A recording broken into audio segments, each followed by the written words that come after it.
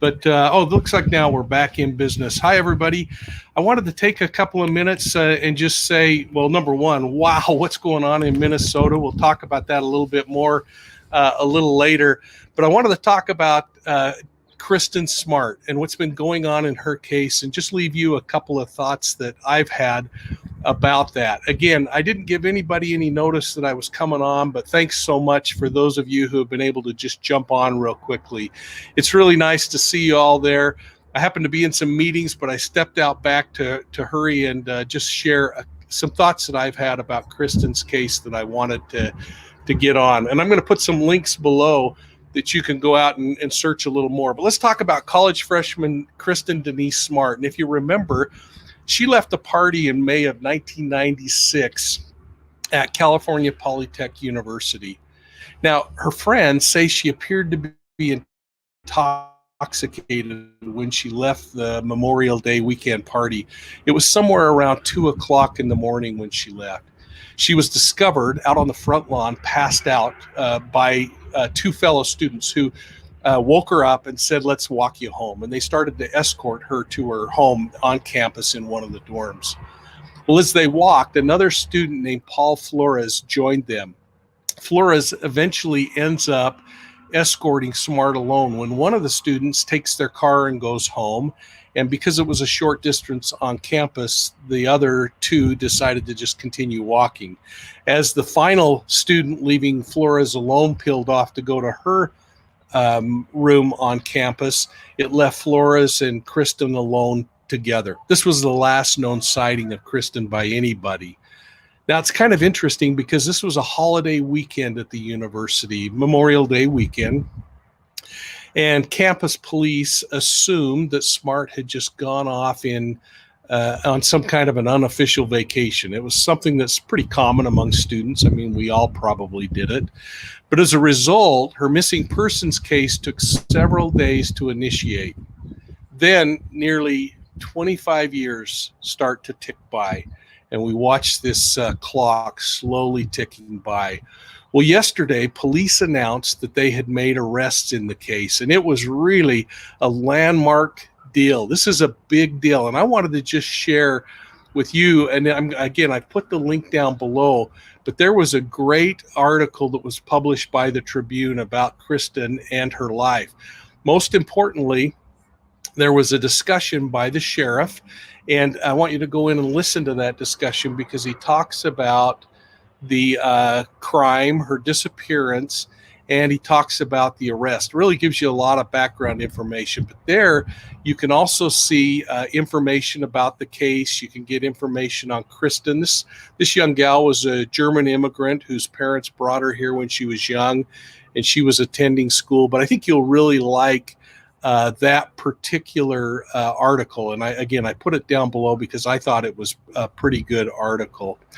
But in all, police conducted 41 search warrants in this case, and they issued these warrants and went to 16 different locations over the years.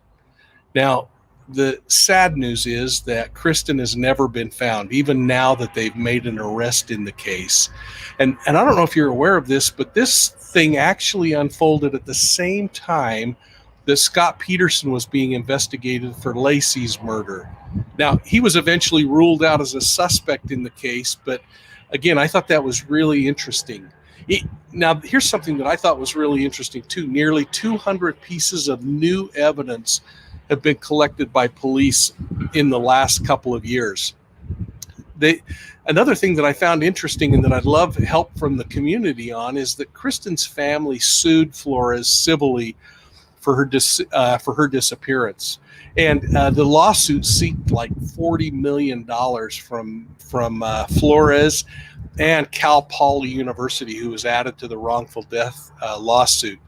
I don't know what the result of that was, and I did a little searching, but I may just have missed it. So if you found it, please send it over to me. I'd love to read more about it.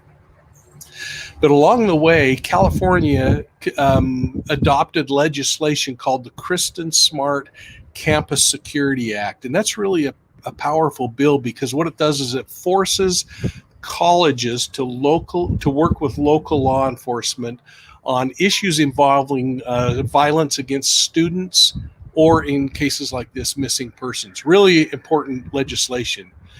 But what I wanted to direct you to, and again, I put the links down below, is there's a video of a deposition that Paul Flores took in 1997 when this civil suit started.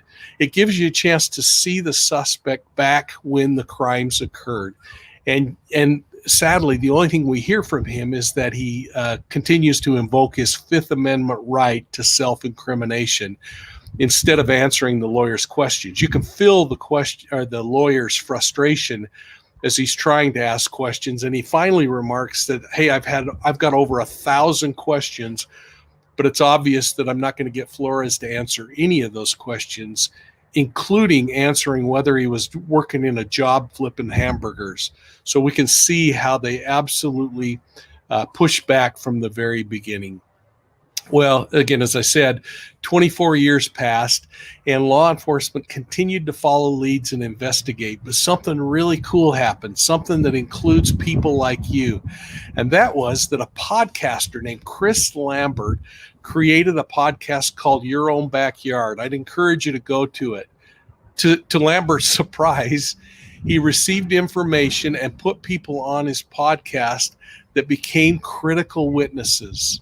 The information was given to San Luis Obispo County Sheriff's Office, and the sheriff indicated yesterday that those leads from that witness are what played a significant role in this murder arrest.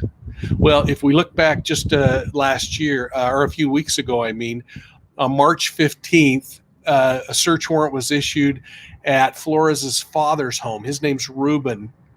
They used cadaver dogs and ground penetrating radar. They had an older Volkswagen that they seized, and again, the dogs were searching. Now, just a few days ago, Flores and his father, Ruben, were taken into custody and charged with murder.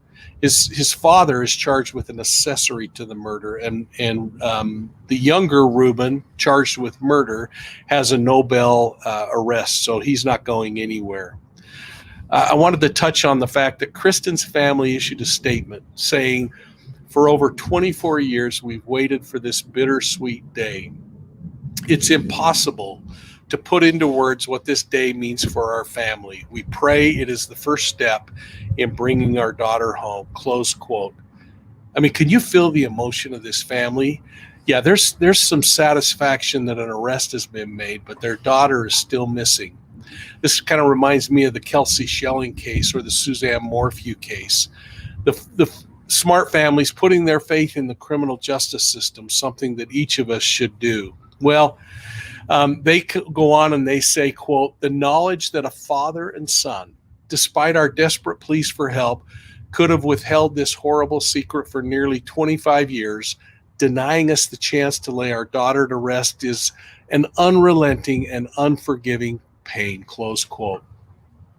Well, they go on to say, again, that their faith in the justice system, they're comfortable in knowing and comforted in knowing that the perpetrators will be called to justice. Now, I think this is really important for a couple of reasons, and this is a reason I wanted to get on. This is a reminder to killers around the world, even those in Chaffee County, Colorado, that law enforcement's not giving up on your case. You're never going to be able to quit looking over your shoulder. You're never going to stop wondering every time a vehicle pulls up in front of your house if it's finally going to happen. And you're going to know that your conversations are probably being recorded, and your closest confidants are probably talking to police about what you did. I congratulate the prosecutors in this case in San Luis Obispo, in the Kelsey Schelling case. I hope one day in the Suzanne Morphew case, I congratulate those prosecutors, because it takes a great amount of courage to take a defendant to trial on a circumstantial case. We've talked about this before, and I'd remind you to go back, and the link's below, but go back and look at my discussion on the forms of evidence, specifically circumstantial cases. These are growing lists of cases that people are taking to circumstantial trials, and I think it is just awesome that it's happening and killers are being brought to justice. So, folks, I'll see you soon, and hope that you enjoy Profiling Evil. And I'm going to just look at a couple of comments here before I stop. I had to wave goodbye to my wife, who's actually running to the store real quick. So let me just see if there's a couple of comments, but if not, we're not going to worry about it. I just want to shout out and thank all of you. 12-Step Woman, thank you for your comments and for jumping online. It's really nice of you to do that. This is really exciting. I'm so happy for Kristin's family to be able to have this kind of resolution.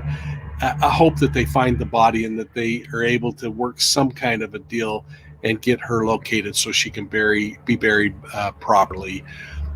So great to see you, Heidi Phillips, Rhonda Fletcher, JRS.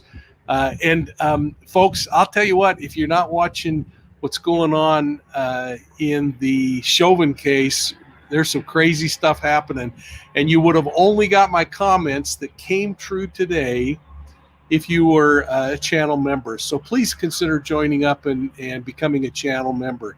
You can actually do it for as little as $2 a month. So I hope you'll consider doing that.